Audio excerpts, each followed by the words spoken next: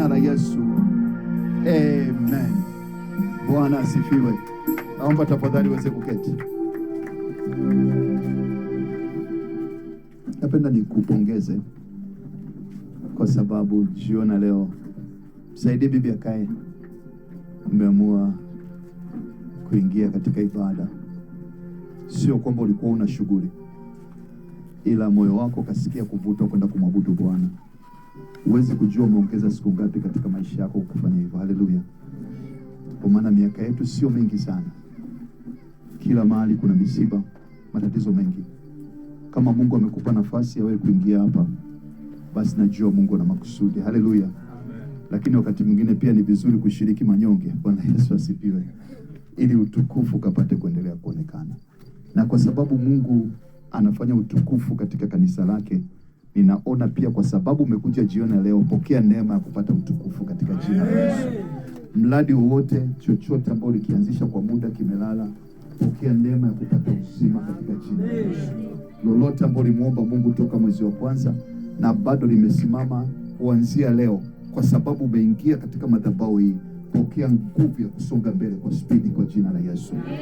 Mungu ambaye alinipa neema ya kupata pesa kwa ajili ya kuweza kumalizia kanisa upande wa ndani na nje, naomba neema ile ikashuke juu ya maisha yako katika jina la Yesu. Lolote lilo jema ambao umelikusudia mwaka huu, Bwana akalifanikishe kwa spidi katika jina la Yesu. Mungu akukutanishe na watu sahihi, akuepushe na watu wabaya katika jina la Yesu. Yoyote atakayekusemea mabaya amelaaniwa kwa jina la Yesu. Na adui watakaokuja kwako kwa njia moja, Bwana amewasambaratisha kwa njia 7 katika jina la Yesu. Neema ya Mungu iko juu yako tangu sasa na milele. Amen. Haleluya. Kuna watu wakasema, sasa wewe kwenye Agano Jipya unalaani tena Bwana. Bwana Yesu asifiwe. Lakini mtumishi wa Mungu Paulo katika alipoandikia wa Galatia akasema, mtu yoyote hata we malaika atakayewahubiria nyinyi injili nyingine isipokuwa hii tunawahubiria nyinyi, amefanya nini? Kwa alilaani. Ndio maana sisi kama wachungaji huwa tunaogopa madhabahu za watu, kwa sababu kama mchungaji wa kanisa akaja hapa akasema anafundisha watu mambo ya ajabu ajabu, akasema atakayekuja mwingine akihubiri injili kuliko na uhubiri mimi, ina maana kwamba amelaaniwa huyo mtu. Sijui unaelewa? Kuna madhabahu zinabeba laana. Lakini tuyaache hayo, ni shule nyingine wakati mwingine. Haleluya. Jioni leo somo ambalo tunakwenda nao la msingi sana. Tuko katika mwezi wa imani na tumebakiza siku moja ya Jumapili kumalizia somo letu. Lakini napenda nikufundishe somo la tofauti kidogo. Ukienda hospitali kwetu wengi, unakaa kwenye viti unasubiri. Kwa nini unasubiri? Unaweza kusubiri asubuhi mpaka jioni.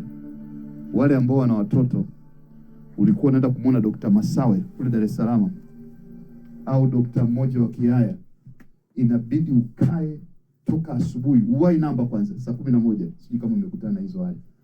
Alafu umsubiri daktari, jina lako nakuta foleni yako ni ya 31 au 50. Kwa hiyo itabidi uje ukae, uende kula, urudi ukae.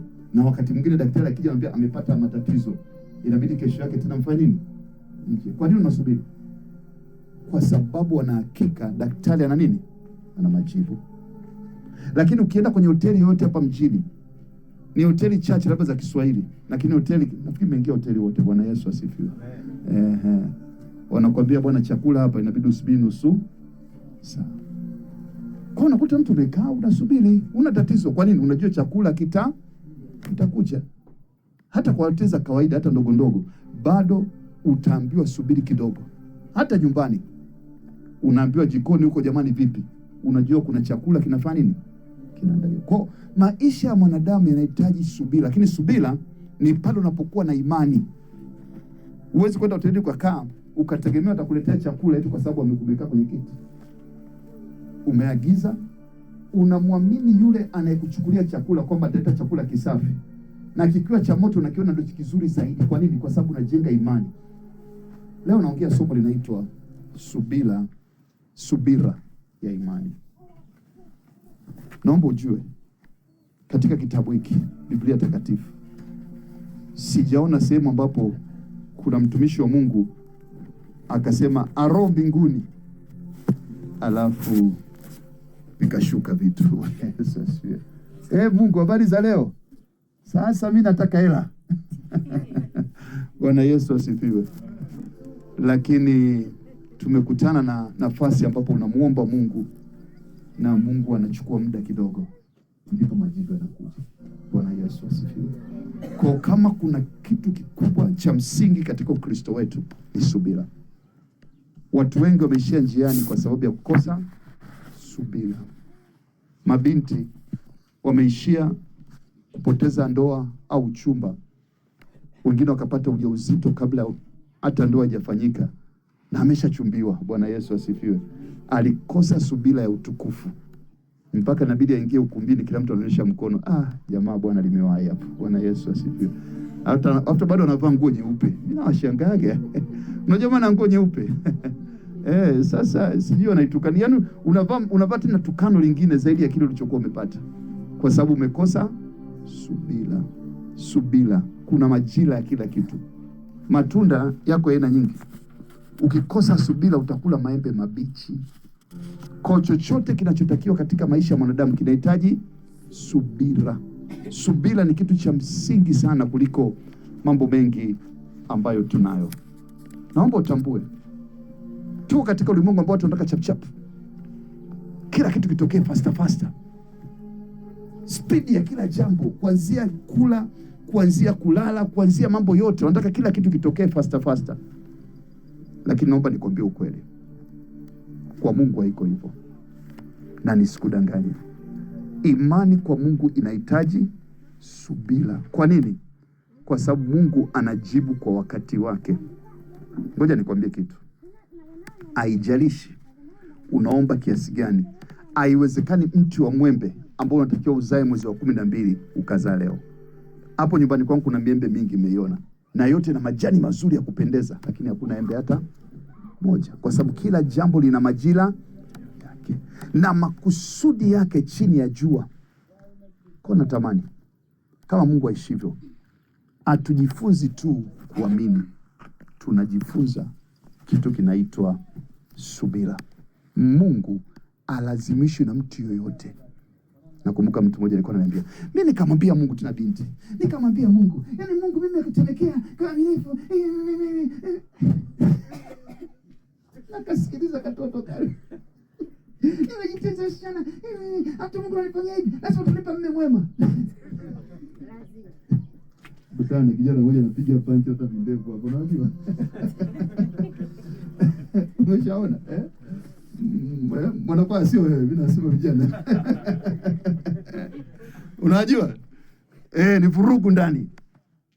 Sasa ya kwanza akamtolea nje. Kaenda kwa Mungu, anasema nikamfuata Mungu. Nikamwambia, bahati mbaya yule kijana alipata ajali. Kaja kuniambia, unajua mchungaji amekufa yule. Alijifanya kutumtii Mungu kwa ajili yangu. Mimi nasema nimeitunza. Ndio unachokisema. Bwana Yesu asifiwe. Mimi nilikuwa naenda kanisani asubuhi saa 10 na muomba Mungu, usije kaongea upumbavu. Mungu hafanyi kwa sababu umeenda saa 10. Huwezi kumwonga Mungu. Huwezi kumbadilisha Mungu. Mungu ni mkubwa mno. Tunaomba tu rehema zake. Kwa kadri ya wingi wa fadhili zake atukumbuke. Baba, tunahitaji maisha marefu. Tusaidie. Bwana Yesu asifiwe. Anaweza kwa moyo wote ukafa hapo. Huwezi kumfanya chochote. Anabaki kuwa na atabaki kuwa Mungu toka kizazi hata mzee wa siku abadiliki. Hebu niambie mtu kama Musa na ujasiri wote aliokuwa nao, akamwambia uingie pale.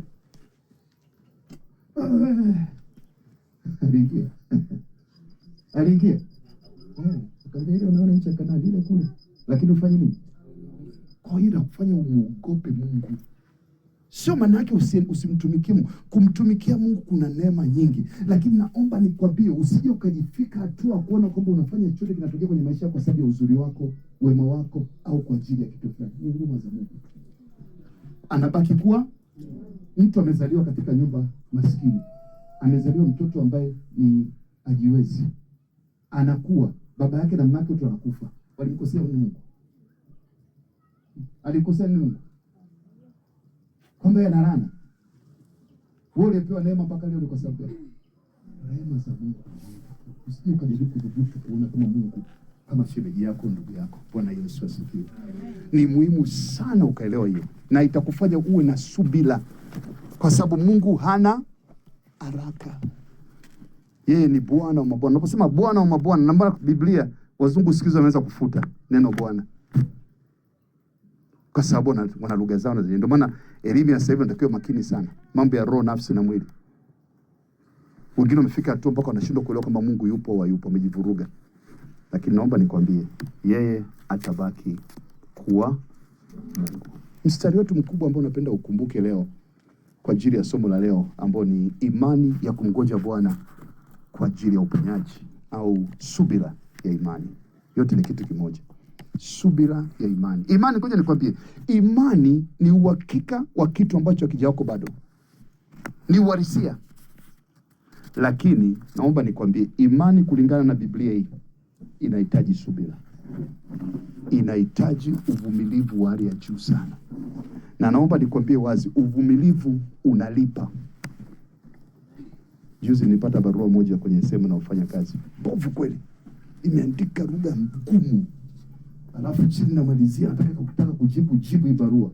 Kachukua kalamu na mimi na hasira wa Texas hiyo, nikasema nijibu. Roho Mtakatifu tu, nenda nyumbani kapumzike, kesho asubuhi. Bwana Yesu asifiwe. Nilipopata nafasi ya subira, nilipokuwa napiga magoti, nikaambiwa nichane ile barua na pesa nimeshania. Nikachukua barua nikaichana, nikatulia. Huyo mtu akasubiri, akaona simjibu kwa sababu alijua nami nitainuka kwa hasira.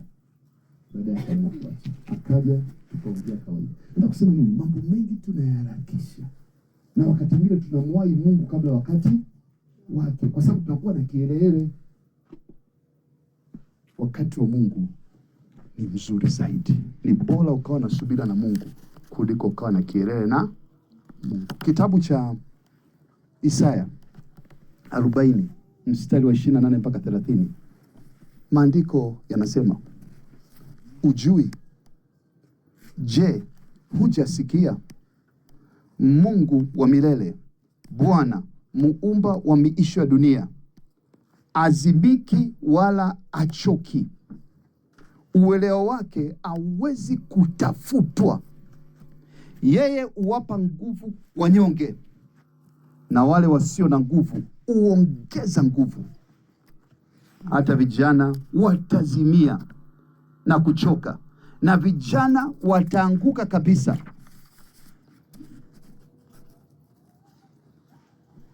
Lakini mstari wa 31 anamalizia, anasema, lakini wale wanaomngojea Bwana watapata nguvu mpya. Bwana Yesu asifiwe. Sasa unamngojeaje Bwana?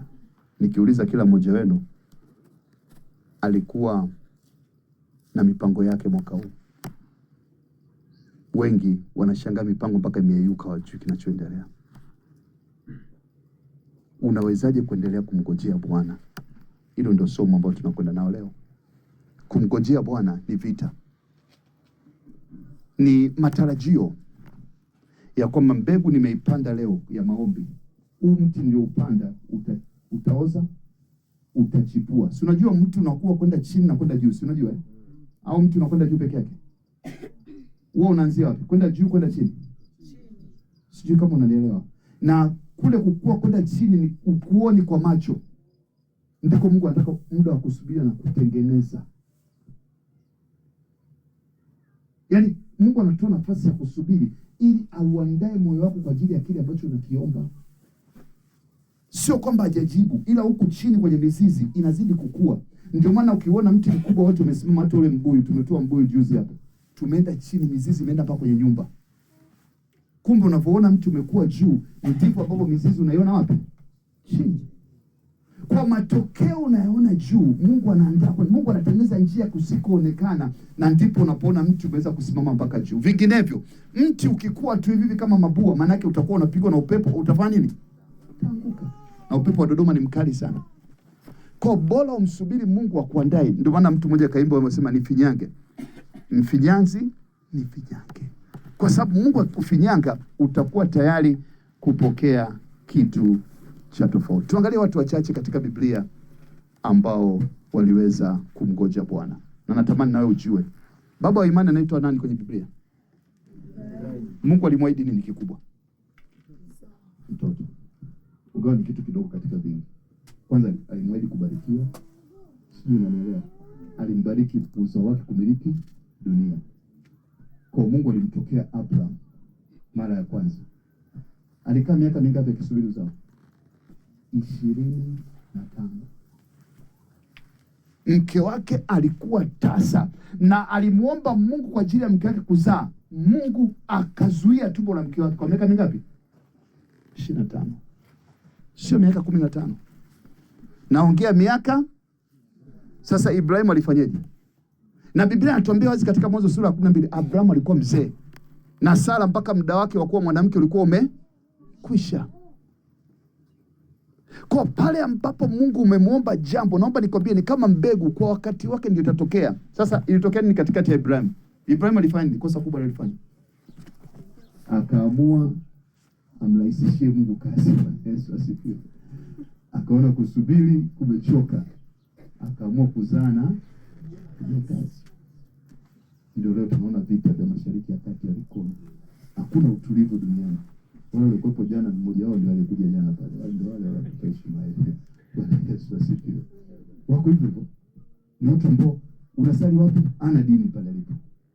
Unaabudu nini? Siabudu chochote. Kuoa, mimi mtoto mdogo na miaka 43. Kwa bado jana na lake hawapi kuoa. Yesu asifiwe. Nataka kusema nini? Unapata mtu ambaye kidogo ana maswali mengi kwa sababu ile roho ambayo ilikuwa ndani yake ilikuwa ya uasi. Watu wengi wamemwomba Mungu kwa ajili ya biashara, baadaye wakaamua kutafuta shortcut.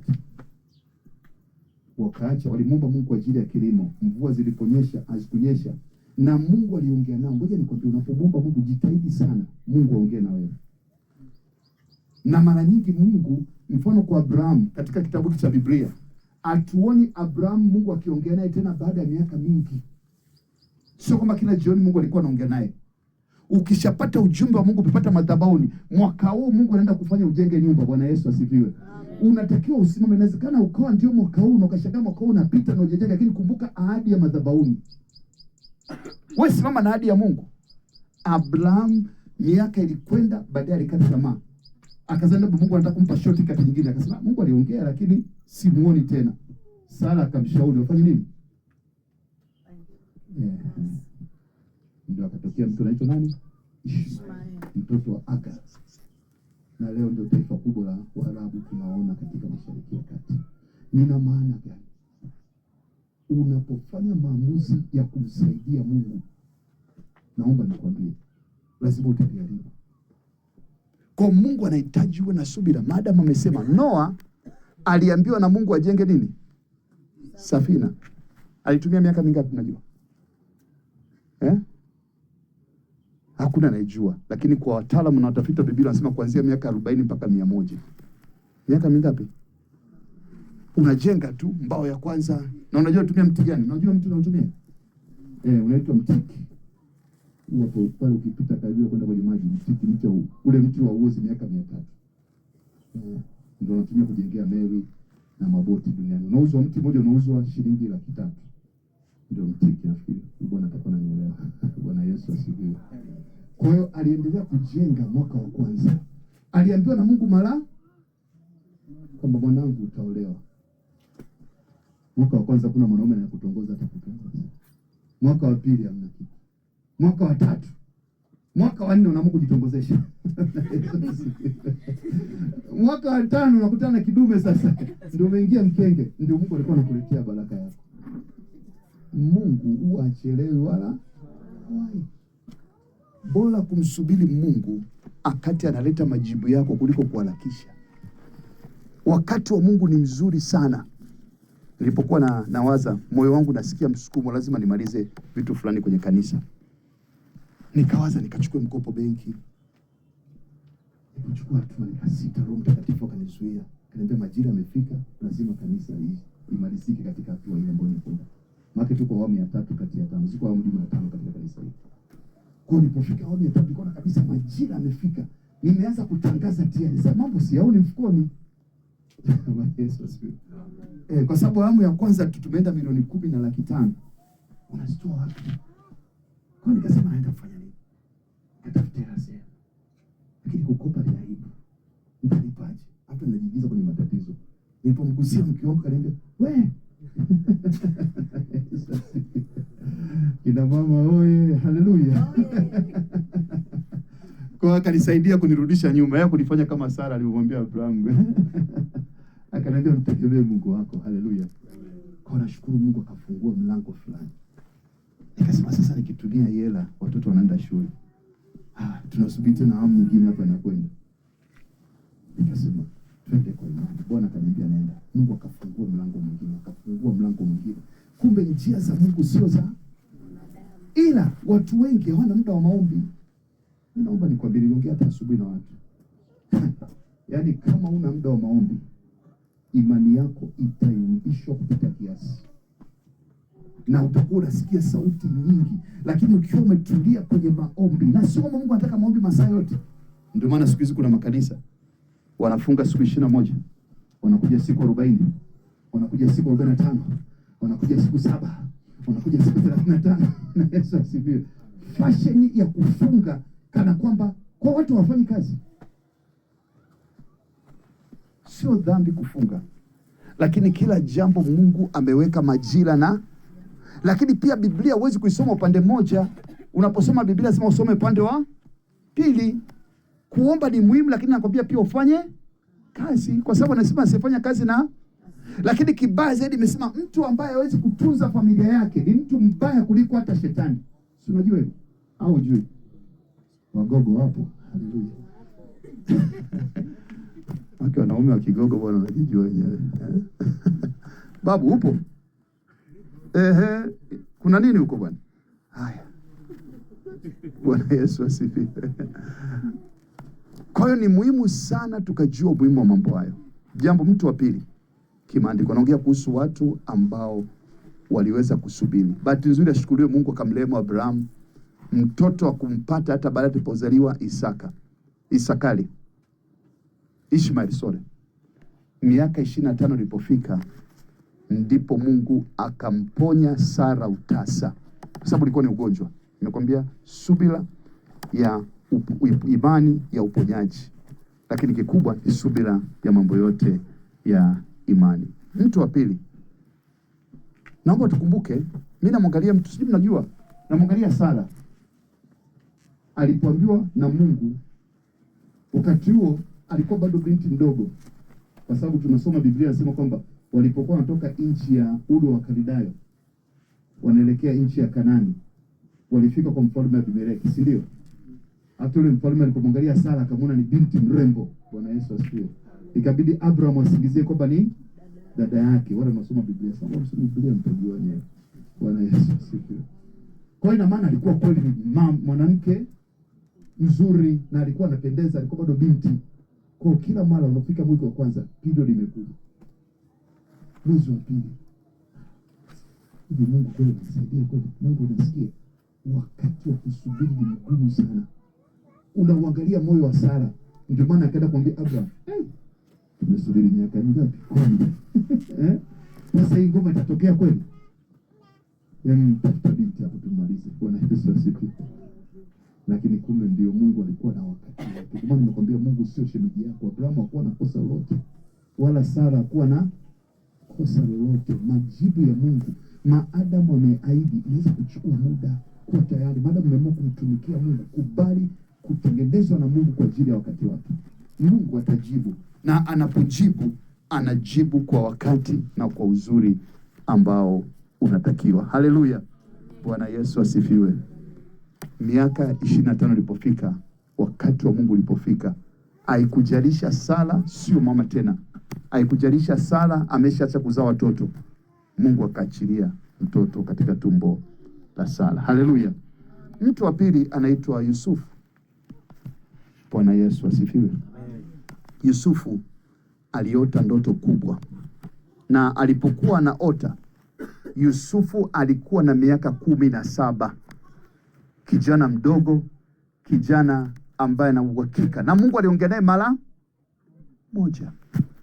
Ndio maana ukisikia mtu anasema nilikuwa nimekaa, basi Mungu akaanza kuongea na mimi. Unamwangalia. Bwana Yesu asifiwe.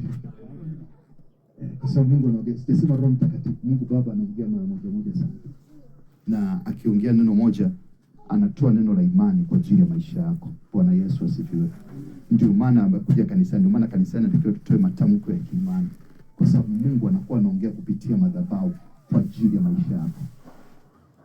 Kwa mtu anaitwa Yusufu alikuwa na miaka 17 Mungu alipomwambia utakuwa mfalme, waziri mkuu katika nchi ya Misri. Tena waziri mkuu inawezekana ni mdogo sana. Na Mungu badala ya kumpeleka kwenye waziri mkuu, ilipita miaka 13. Miaka mingapi? Mpaka Yusufu kuwa waziri mkuu. Wewe umesubiri jambo lako kwa muda gani? Inawezekana hata miaka 2 haijapita, au miezi 2 tu. Yaani kutoka mwezi wa kwanza mpaka wa 6 ulishamuomba Mungu na ukaamini. Ilipofika mwezi wa 6 unaelekea sasa hivi, umeshakata tamaa. Huyu jamaa aliendelea kusubiri kwa miaka 13. Mungu alitumia muda wa miaka 13 kumwandaa Yusufu kuwa waziri mkuu kwa wakati wake. Hatua ya kwanza, alitiwa shimoni na ndugu zake. Hatua ya pili, akafungwa gerezani. Mpendwa katika Bwana, maadamu Mungu ameongea na roho yako, umemdhibitisha kwamba ni Mungu, usiogope. Msubiri tu, mngojee Bwana. Mngojee, anakuja na atakuletea majibu. Ngoja nikwambie, ukienda hospitali unakuta watu wamesubiri kwenye foleni. Unakuta kuna wengine katikati wanakata tamaa, wanaondoka, wanaenda kufanya mengine. Anakuwa labda alikuwa anaumwa mguu, anaumwa tumbo. Atakapokuja kuonekana, ukimuuliza Dr. Potiphar, kuna watu wanaenda pale miguu imekata na pikipiki. Bwana Yesu asifiwe. Wakaamua kusubiri, wamechoka. Wakaamua kufanya nini? Wakaenda sijui watu wananyosha miguu sijui na nini na nini. Baada ya miezi 6 wamerudi, mguu umeshapinda sehemu yake. Ameshakuwa na kilema cha kudumu. Lakini angefanya uvumilivu muda ule, damu bado ikiwa mbichi, ongeza kumnyosha vizuri na kumsaidia. Kwa mambo ya Mungu yanahitaji ukae kwenye mstari ukifanya nini? Uvumilivu. Ni mgumu sana, sikudanganye mtu. Kumsubiri Mungu sio kazi rahisi. Lakini bora umsubiri Mungu kuliko kupoteza muda na vitu vingine. Alafu yeye ndio mfalme. Unajua mimi nilikuwa na kazi sehemu fulani, bosi wangu akajia siku moja. Unajua na mimi na bosi wangu. Kwa mimi nilikuwa nimekaa nafanya kazi fulani, akasema kazi ya muhimu sana. Akanikuta niko busy na ile kazi. Alikuwa ameita mkutano kwenye ofisi. Kwa akanikuta, akasema yuko wapi sako? Hayupo. Yuko wapi? Yuko ofisini kwake. Akatoka kule akaja. Wewe unafanya nini? Ni kazi ya muhimu sana, natakiwa sijui wapi na wapi. Akaniambia mimi ndio bosi. Mimi si nimekupa kazi. Sasa kwa nini si nimekuita? Unafanya kazi hii, kazi ni ya kwako au ya kwangu mimi? Unanielewa? Kwa mimi nikitamka jambo, mimi ndio mwenye ofisi, mimi ndio mwenye kazi na mimi ndio nakupa kazi. Sasa una umuhimu zaidi kwa hiyo kazi yako na muhimu kuliko mimi. Ndivyo ilivyo kwa Mungu. Mungu ndio amekuumba. Yeye umemuomba, kwa muda wake atakupa majibu. Wewe sasa una kilele cha nini cha kwako mwenyewe, unataka kujitengeneza mwenyewe. Jifunze kuwa na uvumilivu. Mtu wa tatu anaitwa Daudi. Daudi alikuwa anachunga ng'ombe. Ghafla akatokea nabii Samuel, kitabu cha Samuel wa kwanza sura ya 16. Akatumwa na Bwana akamtawaze Daudi kuwa nani? Mfalme. Lakini Daudi hakuweza kuwa mfalme mpaka miaka mingapi? 15. Kwa unatiwa mafuta utakuwa mchungaji. Alafu mwaka wa kwanza hakuna uchungaji. Mwaka wa pili hakuna uchungaji. Nilipokuwa nafanya Dar es Salaam mara kwanza, Mungu ameniita kwenye huduma, akaniambia kuwa chini ya huyu mtumishi wa Mungu. Kwa nimekaa nasubiri Mungu, sasa mbona mafuta ameshakuja? Hakuna. Unakaa unafanya kazi, unaendelea, unahudumu, lakini hakuna kutiwa mafuta. Miaka 3.5. Ndipo baadaye akasema sasa majira ya Mungu yamefanya kutiwa mafuta. Lakini pale katikati nilikuwa nimeshasoma Biblia, najua sijui theolojia, sijui na nini. Ningeweza kusema Bwana ngoja nikafanye tu kazi ya Mungu. Lakini nilijifunza kitu kinaitwa nini? Subira. Uvumilivu ni kitu kikubwa sana na cha thamani kubwa katika maisha ya mwanadamu yoyote chini ya jua. Ukikosa uvumilivu imekula kwako. Hakuna jambo zuri unaweza kulipata kwa Mungu bila kukosa au kwa kutokuwa na uvumilivu. Bwana Yesu mwenyewe, Biblia inasema siku ile kabla ya kutiwa msalabani, usiku ule akamwomba Mungu, Baba naomba ikiwezekana kikombe hiki kifanye nini? Mungu alimjibu. Kama Yesu akujibiwa, wewe ni nani? Sio kwamba Mungu akujibu, ila Mungu alikuwa na kusudi lake. Yesu lazima aende msalabani. Sasa Yesu alikuwa anaomba nini? Kikombe kifanye nini? Kimeshakutana mtu mmoja eti anaomba mke wa mtu. Hivi kweli? Amefunga siku 7. Yule ni mke wangu, Bwana amenionyesha.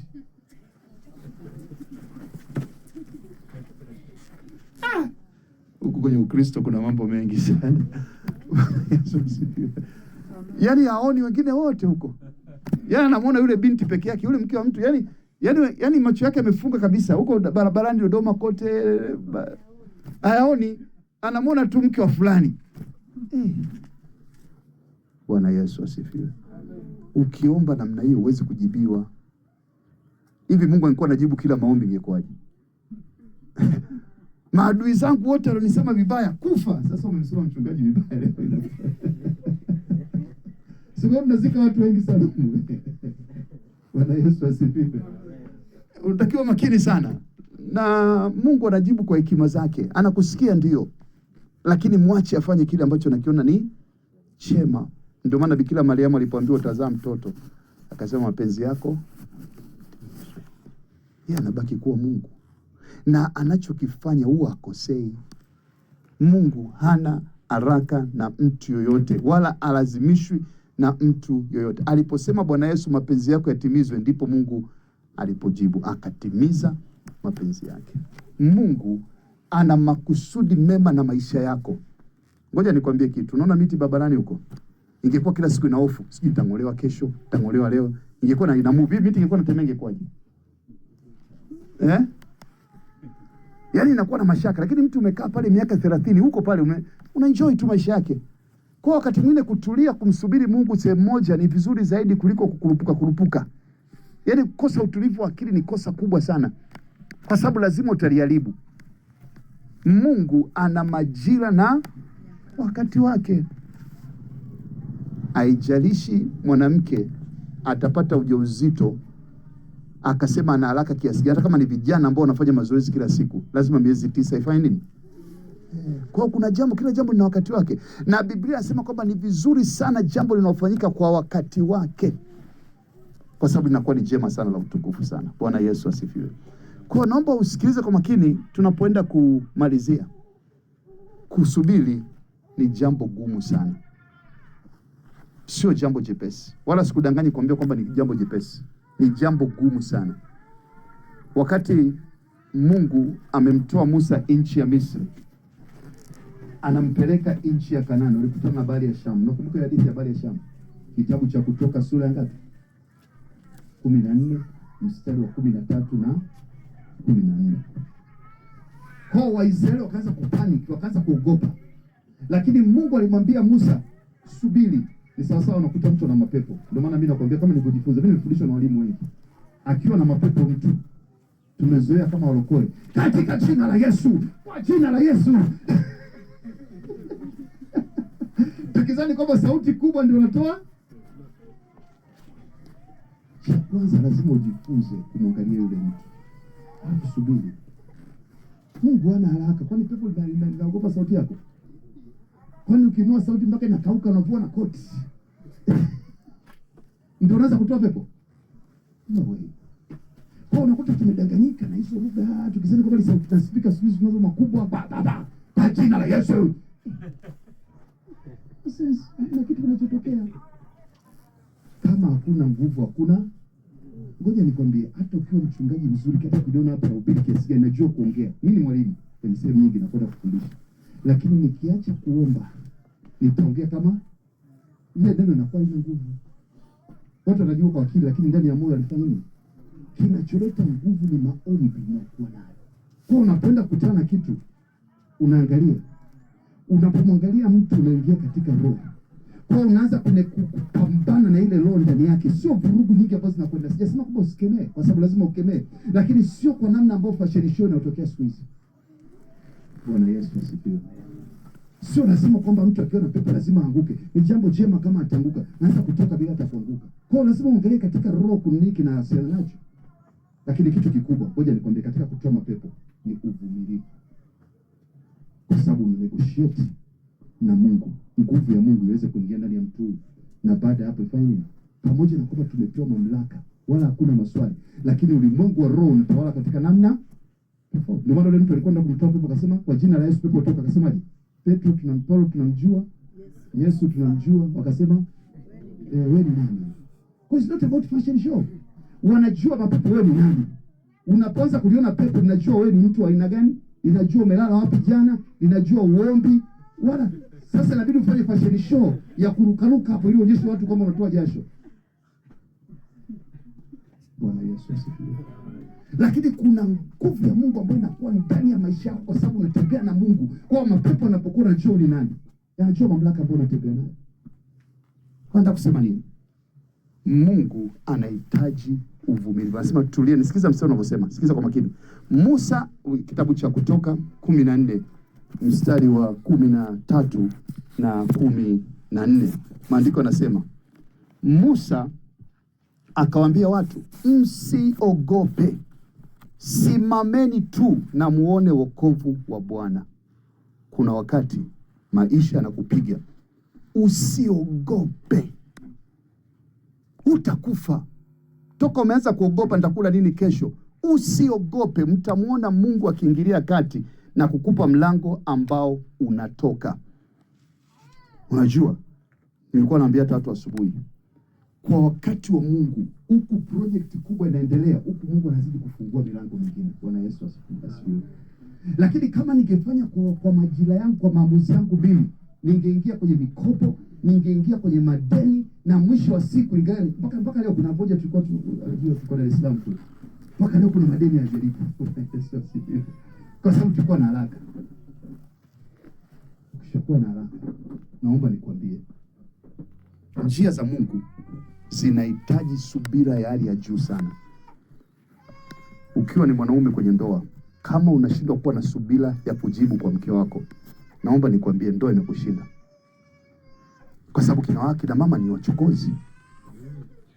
Kwa lazima uwe na uwezo wa kuvuta subira, unajibu nini. Yaani kitu ngoma aliambiwa na Paulo kwamba mtumie akili kuishi na wake zenu, sio kwamba alikuwa anakisia. Unajua kutumia akili. Wangapi wameshaumia kichwa wanatumia akili, unafanya swali mpaka kichwa kinauma hata kama darasa la kwanza. Yesu asifiwe. Yaani ngoma huku lazima ifanye kazi. Kwa hiyo maana mdomo wako sio mwepesi kujibu. Ukiwa mwanaume ambao una akili, lazima uwe na subira kubwa sana kwa mwanamke. Vinginevyo ndoa haipo. Utapata shida. Kwa sababu mwanamke unapozidi, mmoja ametoa katuni leo.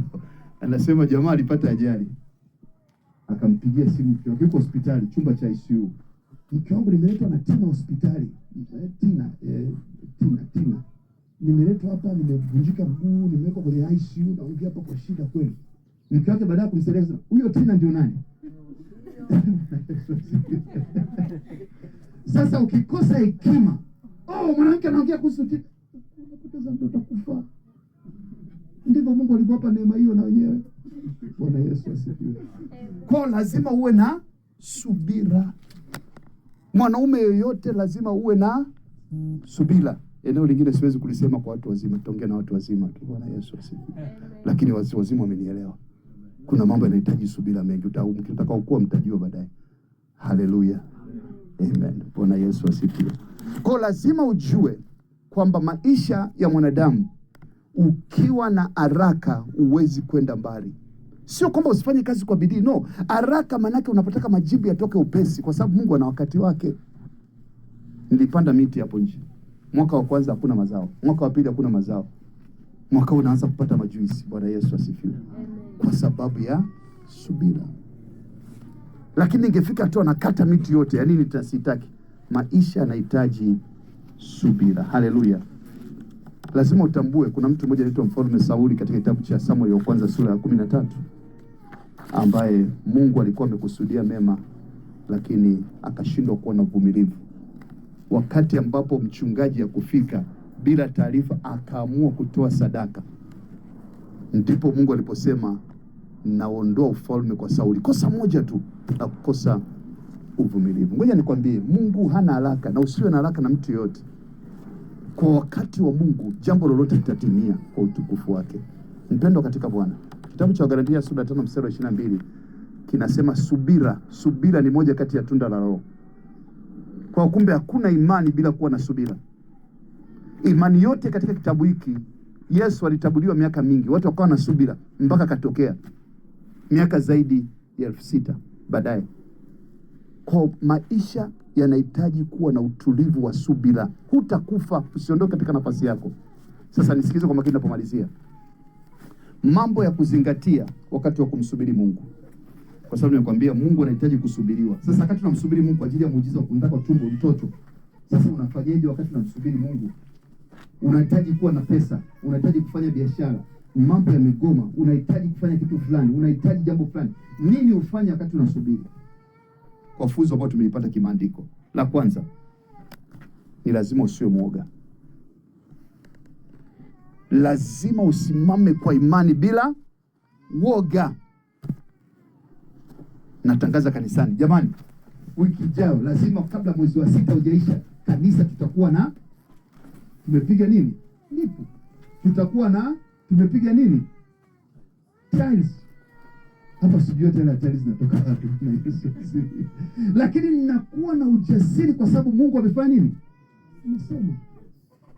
Basi sijui itatokea wapi, sijui itafanyikaje, lakini naendelea kuwa katika magoti. Baba, katika jina la Yesu, fanya jambo, fanya jambo. Na Mungu amekuwa mwaminifu kupita kiasi. Unahitaji kutokuwa mwoga. Bwana Yesu akiwa kule mlimani ameenda kufunga siku 40, kitabu cha Mathayo sura 4. Ilihitaji muda mwingi wa kutokuwa na woga.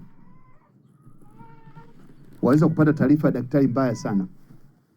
Unahitaji kutomsikiliza daktari na kusikiliza Mungu anasemaje. Waweza kupata ukaenda kwenye akaunti yako ya benki, pesa hakuna hata senti 5, sio kwenye benki, kwenye kibubu. Sijui kama mna vibubu na nyie. Bwana Yesu asifiwe. Usikubali kutishika na hali unayoiona. Usikubali kutishika na magonjwa kwa sababu Mungu amesema atakuponya. Bwana Yesu asifiwe. Usikubali kutishika na hali mbaya ya kiuchumi kwa sababu Mungu hatakuacha wala hatakumaliza, atakusaidia katika sehemu fulani. Kwa kuwa na ujeuri wa imani yako katika Mungu kama Mungu atafanya katika hili. Haleluya. Jambo la pili, kuwa mwombaji. Biblia katika kitabu cha Yakobo sura ya 5 mstari wa 16 anasema maombi ya bidii, narudia tena, maombi ya bidii ya mwenye haki yafaa sana na yanajibiwa. Kwa hiyo unapoona unamsubiri Mungu, endeleza njia ya maombi. Usiache kuomba kwa sababu jibu limechelewa. Ngoja nikwambie, sio tunafanya hivi. Unapokuwa na jambo ambalo linakusumbua, katika maombi yako unalijengea madhabahu. Unapofika ile sehemu ya ukipeleo mkate wetu kila siku, unasema haya matatu nitayaombea mpaka limetokea. Baba, nahitaji pesa kwa ajili ya biashara. Baba, nahitaji mtaji wa biashara. Baba, nahitaji mtaji wa biashara. Baba, naomba mtaji. Uchoki. Kila kwenye magoti yako uko nalo. Biblia katika kitabu cha Luka sura ya 18 anasema imewapasa kumwomba Mungu wala msikate.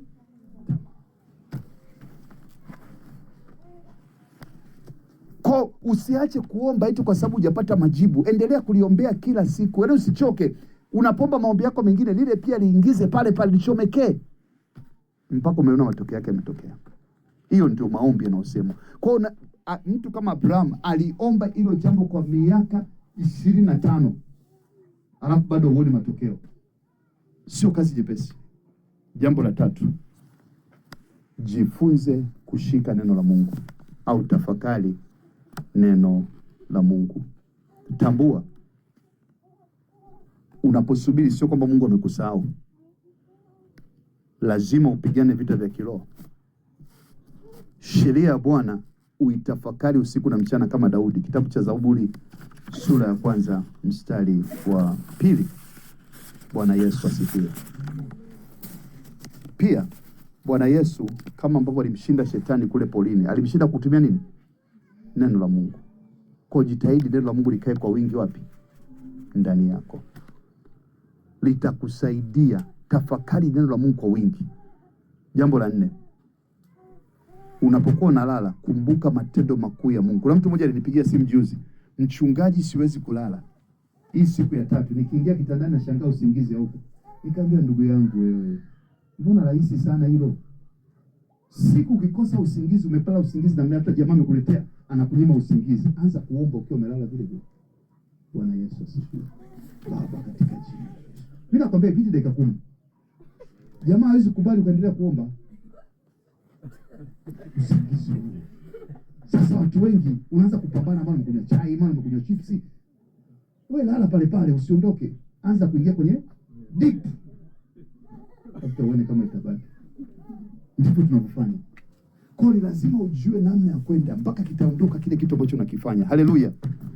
Mambo ya msingi ya kuzingatia. Mwisho, mpendwa katika Bwana, silaha kubwa kupita zote ni sifa. Silaha kubwa kupita zote ni sifa. Biblia katika kitabu cha Zaburi sura ya 27 mstari wa 10 inasema, mngojeni Bwana, kuwa na ujasiri, naye atauimarisha moyo wako. Subiri, asema Bwana. Mungu anakuhitaji uwe na subira. Mambo ya kufanya wakati wa kusubiri. La kwanza, amini tabia ya Mungu kwamba atajibu maombi. Ukiona umepata shida, usianze kuuliza kwa watu, usianze kuuliza sijui Mungu atafanya. Ingia kwenye muuliza Mungu, mwenye Mungu anakuruhusu uweze kumuuliza.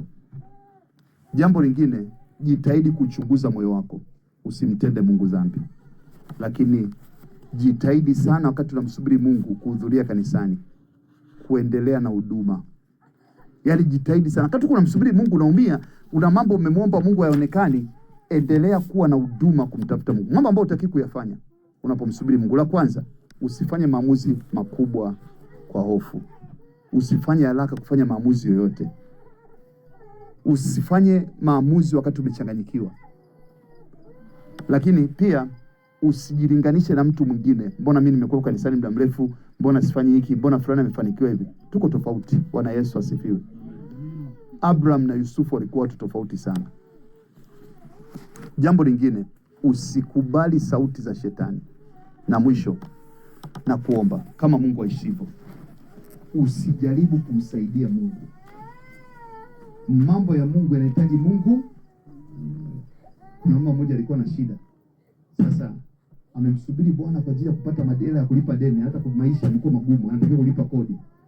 Akaenda kukopa kwa jamaa zetu, unaitwa nini? Kamwa damu. Unajua kamwa damu? Bwana Yesu asifiwe. Kausha damu, sio kamwa damu. Yaani unaenda kuchukua mkopo, unalipa 30% kwa mwezi. Kwa kilichotokea ni kwamba alihama mji. Unaelewa maana yake? Yaani inabidi kisa umeshindwa kumsubiri Bwana. Kama watakuja kuchukua vitu, wacha wachukue, lakini Mungu atakusaidia. Bwana Yesu asifiwe. Kama ikibidi kulala nje, wacha ulale nje, lakini msubiri Mungu kama mmuomba. Kama Mungu umeshaanza kumuomba, jua atakujibu, usiwe na mashaka, usiwe na wasiwasi. Kwa kuanzia leo, Mungu majibu yako yote atakupa, lakini unahitaji nini?